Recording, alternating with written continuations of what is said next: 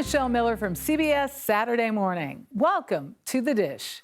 Today we're exploring Manhattan's culinary scene as we meet three chefs blending flavors and cultures to create something all their own. We meet a chef crafting fusion dishes that celebrate the flavors of her Filipino heritage and Southern roots. Then a former audio engineer strikes a new chord in the kitchen, bringing the bold flavors of the Big Easy to the Big Apple. But first, meet the duo who served up a whole new era of American fine dining.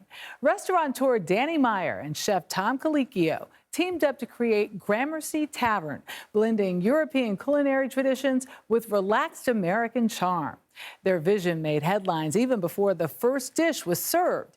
3 decades later, it's still celebrated for setting the standard in hospitality, innovation, and a dining experience that feels like home. Here's Tony DeCopel with a look at their legacy and how they're marking 30 years of flavor and friendship.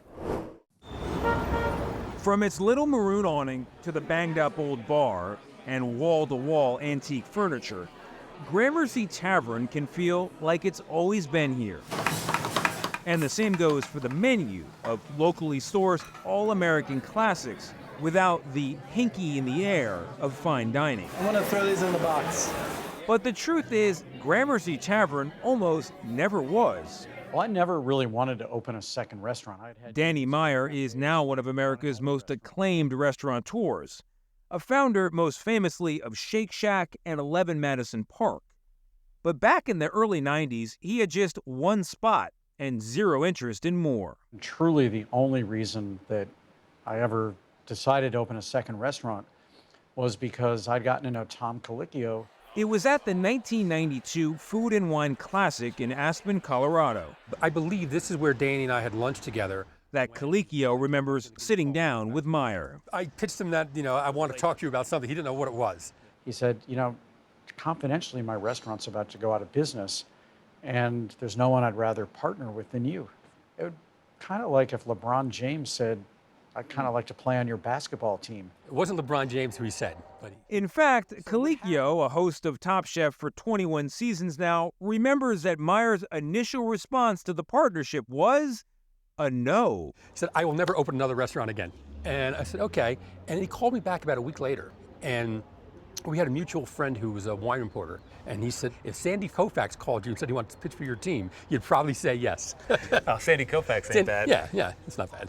When Gramercy Tavern finally opened on July 11, 1994, it still had a whole lot to prove. 30 years ago, the restaurant we are sitting in, before it had even opened, was on the cover of New York Magazine.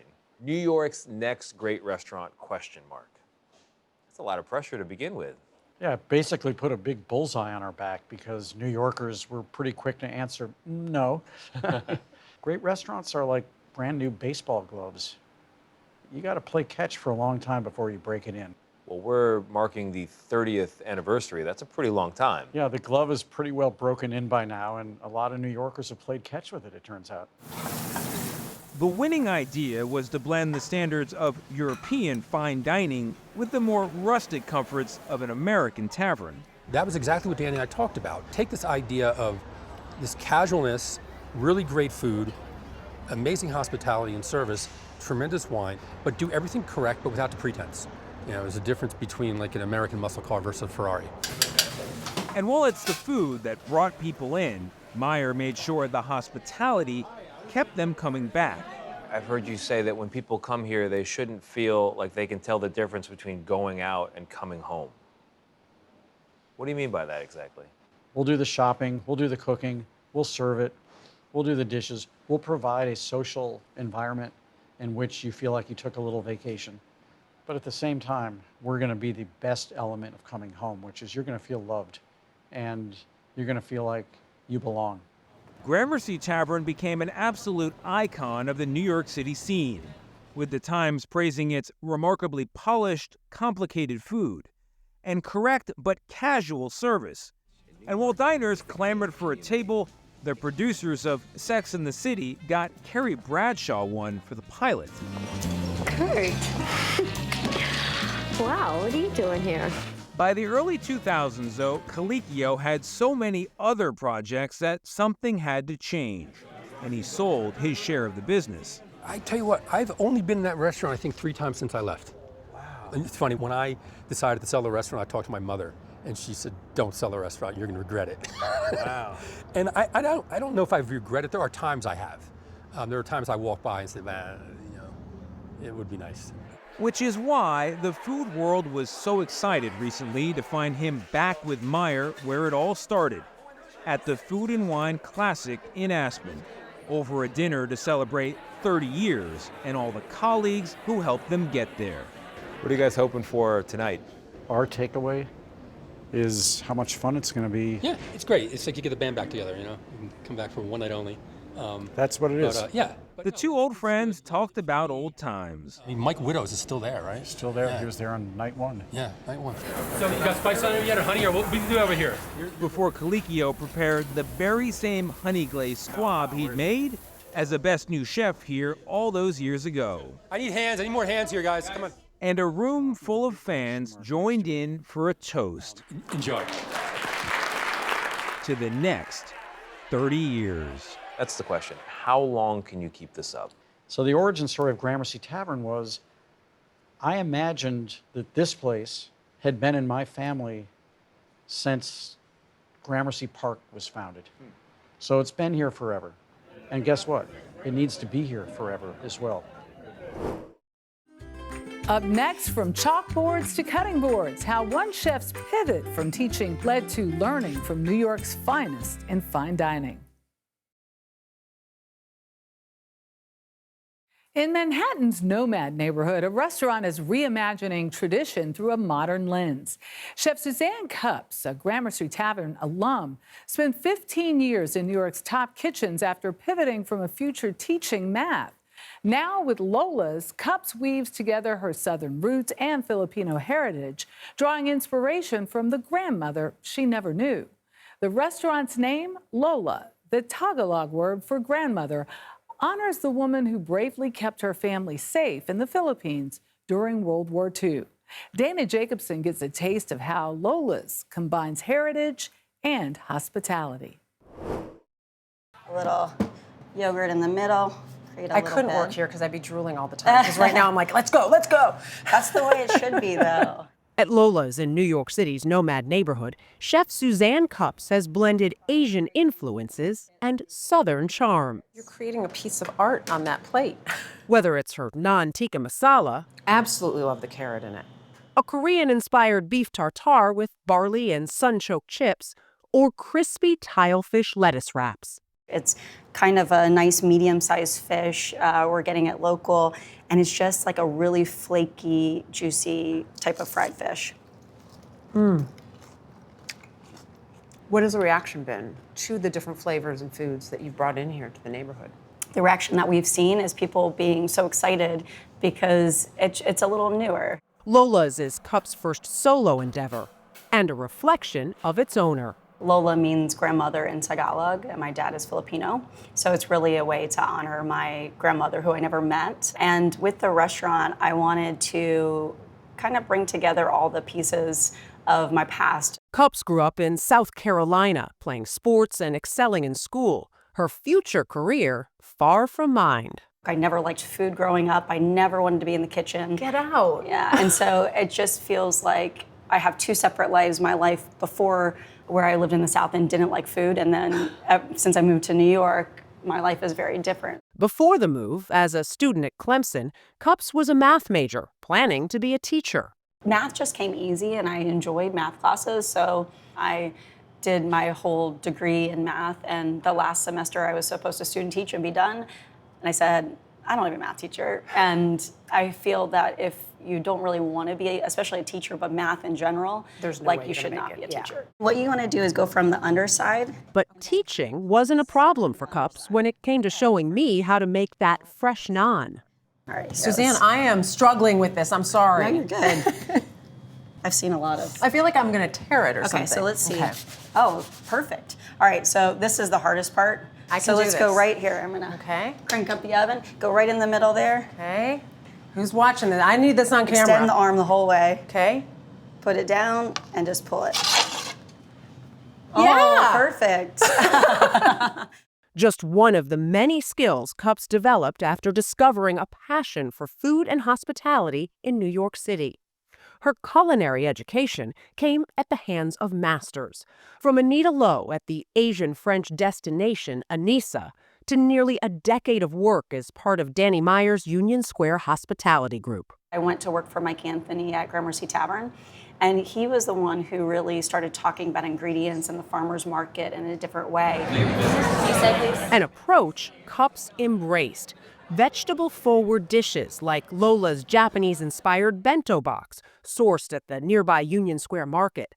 When we visited, an apple daikon salad, charred banana squash with spicy Calabrian chili, and a Caraflex cabbage with miso honey. This one is sweet and roasted. This one is a little spicy, and this one's really fresh. So I think it's a really fun variety. That's great. Do you want me to put some on yours? Yes, please. Cups' crispy chicken thighs are a mix of Korean and Southern in how they're fried, with a touch of her Filipino heritage. In the Philippines, you will find a little bottle of vinegar that just sits on the table a lot. It's called suka. I just like that nod kind of to the Philippines to have a little suka on the table for the chicken. So delicious. No ode to the South would be complete without pulled pork. At Lola's, it's served with roasted white sweet potatoes, black garlic honey butter, collard greens, and crispy onions, all atop South Carolina barbecue sauce. First of all, the sauce is fantastic. Gives it a little punch. What a great mix. These pieces of Cups past in one menu, creating not just a meal, but an experience. As a chef, it's really hard to do anything new. Everything's been done. Especially in New York. Especially in New York. And I want the first reaction to be, wow, that was delicious, I want to eat it again. And so we're trying to create a memory. Like, I remember beef tartare, I always order it, but I never really order it like this. You mean you want people to do what I'm about to do because Yeah. it's only the two of us here, so I'm just sure. going to go in for one more bite. It's really good. Even Lola's desserts are both alluring and accessible. A buckwheat chocolate chip cookie with oolong oat milk for dipping, and a leche flan adorned by a cherry jam. So it's very different than how Filipinos would normally eat it. Usually just eat it plain. You are like my spirit chef right now. All of these. Oh my God. Cups and her team not only deliberate in how their dishes are created, but also where. With the anchor of Lola's, its open jade-colored kitchen. The green. Yes. Has meaning for you. It does. It's a little story about my grandmother back in World War II in the Philippines, who was just like this amazing, heroic woman who had to hide, take my dad and his sister. She was pregnant. She only lived about a year after they got to safety, but we don't have anything from her other than her wedding picture. Okay. And about 5 years ago, somehow this piece of jewelry made it back to my dad, and it was this jade green bracelet. From my Lola, my grandmother. Cups wears a piece of it as a pendant. That wedding photo sits in the front of the restaurant, but she says the kitchen backdrop is her constant reminder that her strong Lola is always around her. That strength, no doubt, a part of Cups too. Every moment of my time right now is at Lola's. But I think that's okay, and I like the idea of teaching the next group and to provide opportunities for growth, just like was provided for me. It's amazing to hear you say that because originally you talked about being a math teacher. You're still teaching.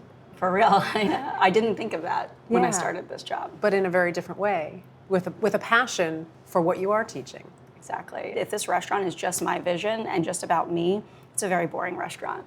But if we can surround ourselves with a really strong team, front and back, both, I think it becomes a changing restaurant that stays relevant, that is exciting for people to come to year after year. Up next, meet the chef remixing flavors to bring the Crescent City to the Empire City. Near the southern tip of Manhattan, Filet Gumbo Bar whisks diners away to the bayou with every bite.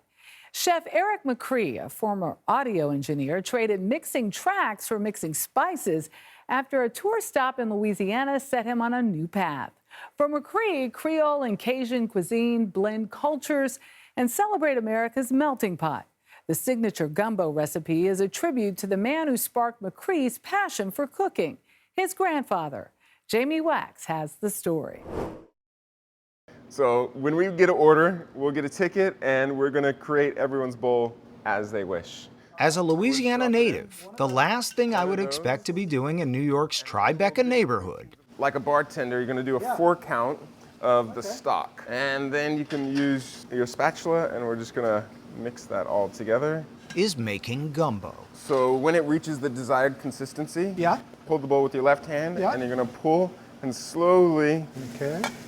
tilt it into the bowl. Ooh, this is the dicey part. Yeah. With a chef who grew up in Idaho, no less.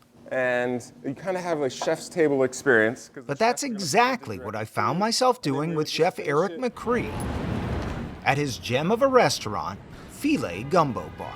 Were you chasing for the perfect bowl of gumbo every time? Absolutely. It's because also everyone's perfect bowl is different, depending on where you're from, your background, the region. And so here, because we can make it to order, we can modify a little bit. Some people think that only gumbo has shrimp and crab, or you say it's just chicken and andouille. So we can make that, and we can bring that same comfort to them each and every time. McCree started his career as an audio engineer, but touring with concerts and productions always led him back to his true love. As you traveled the world, did you keep being pulled in by food? Absolutely. Any place I went, I would spend more time after or before show eating local cuisine and like going into the kitchen if I could and like seeing what they were doing. But I was just so enthralled by how food brought cultures together. It's just the pork chop you're waiting for, but you can send the rest. And when he got to Louisiana, he found his heart's culinary home. I really truly believe Cajun and Creole food is American cuisine. It is food that came out of the birth of America. There's so many different cultures that came together that create this cuisine that I just find is the perfect marriage. I just decided this is what my second passion is going to be, highlighting this food here in New York. And that's just what he's doing, serving up his delicious spins on Louisiana classics with Louisiana ingredients, like crawfish etouffee with crispy okra on top. It's not fried with any batter. It's just okra put in the fryer and finished with Cajun seasoning and salts. A mixed sausage plate featuring Louisiana charisse, andouille, and boudin with Creole mustard. Shrimp and grits with smoked Cajun tasso. This is our brunch specialty, shrimp and grits, and a red-eye gravy. Wow, this looks gorgeous, these grits. Char-grilled oysters. Grilling the lemon is a nice touch. And you want to make sure that when you're cooking it, they're actually charred. Yes. A lot of times Yes, indeed. they are cooking it under, but you want that grill taste. And crawfish bread. The bread we also source from Louisiana. It's the Leimenheimer bread. Yeah, Leidenheimer, yes, one of the greats. Absolutely. I have to say, all of these dishes feels like someone cooking from their heart with a lot of love for Louisiana food. It's just really fresh takes on things. Yeah. And for dessert, bourbon butter bread pudding. Gotta have the bourbon. And it's just a browned butter sauce poured over it. And it's just divine. You had me at bourbon. You made me fall in love with butter. And also the crispiness of it. Importantly, there's also a gumbo named after his grandfather, who inspired his love of cooking. His name was Aubrey, but they called him Tiny. Aubrey was not a little man. He was not.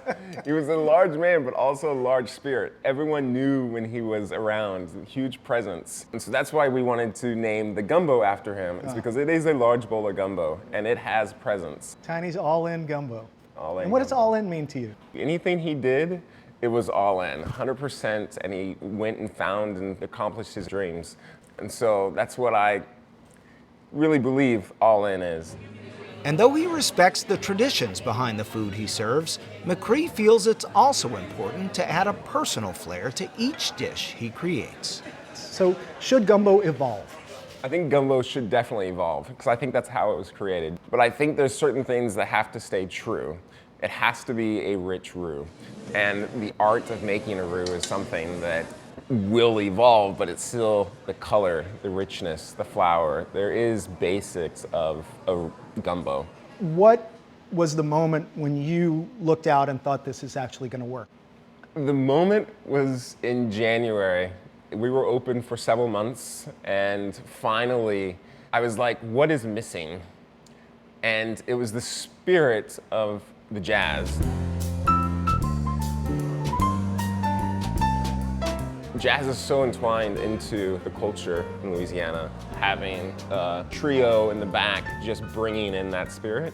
I brought that in, and then from that point, now it feels like I'm walking into a New Orleans restaurant. And I think that was when I was like, oh, it's gonna work, it's working. Are you all good here with this? Chef McCree says there are similarities in his former experience dealing with sounds and his current one dealing with flavors.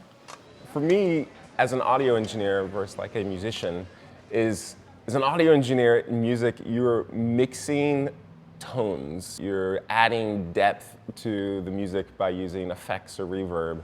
And so the way I approach it is I'm doing the same thing, but I'm doing it with spices, I'm doing it with textures, I'm doing it with salts, acid. And like his grandfather, Eric McCree has gone all in on this endeavor. What do you think Tiny would think of what you've done? I think he would be very happy. He was a very quiet man, but you always knew he was thinking, and he would just probably sit in the back and just smile and be like, that's my grandson. Does that make you proud to think of that? Very much so. For more stories like these and live coverage of breaking news, stream us right here on CBS News 24/7. I'm Michelle Miller. We'll see you next time for another helping of The Dish.